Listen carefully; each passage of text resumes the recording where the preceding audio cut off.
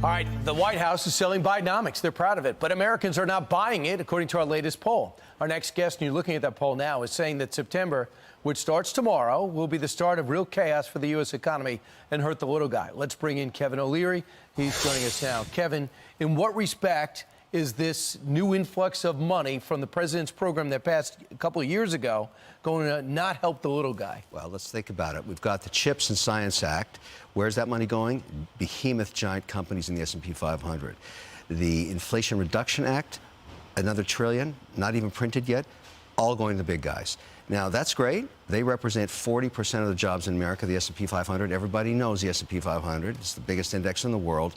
But 60% of America is small business. That's where 60% of the jobs come from. We've given nothing to them.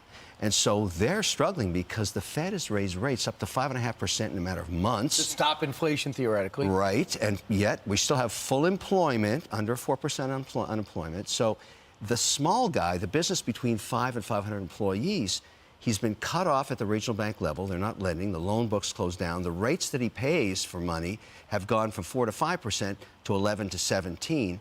And we're not talking about them. But you're going to hear a lot of people crying about this in the next few months because they can't borrow anything anymore and they can't run their businesses. So when we saw those regional bank failures last year, this is the ramifications. More regulation. And when you have more regulation, you need more liquidity to meet those demands, which means more banks say, I can't lend or I can't function. Yeah, we have 4,100 regional banks in America. Probably in the next 3 years, we'll be down to 2,000. They're going to consolidate.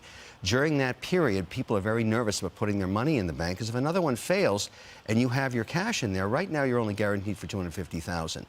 There's an idea that came out of Senator Hagerty that said, let's just do one payroll account, guarantee that, pay no interest on it, so at least a small business during this consolidation period. You like this?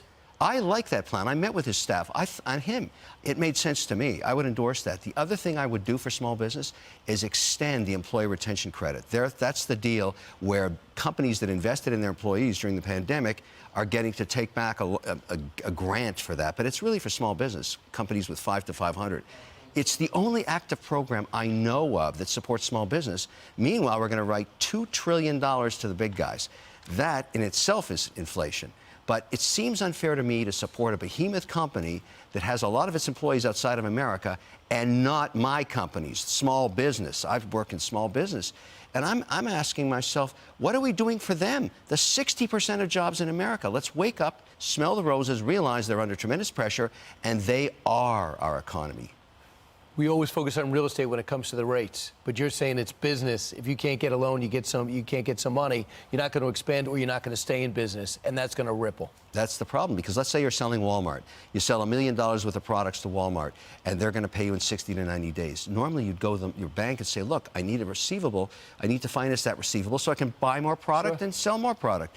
And now the banks are saying, I'm sorry, because of the collapse of these small regional banks like Silicon Valley, the regulator's telling us we have to be more liquid. We can't loan you anything. It's just, I just wish more people who are in the real world were in Washington, because they'd come up, they'd understand they'd have to solve this problem, but right now there's no urgency. I go there every month and bang the doors. Good job, Kevin. And maybe someone will put you in their cabinet soon if Shark Tank would give you up. All right, or us.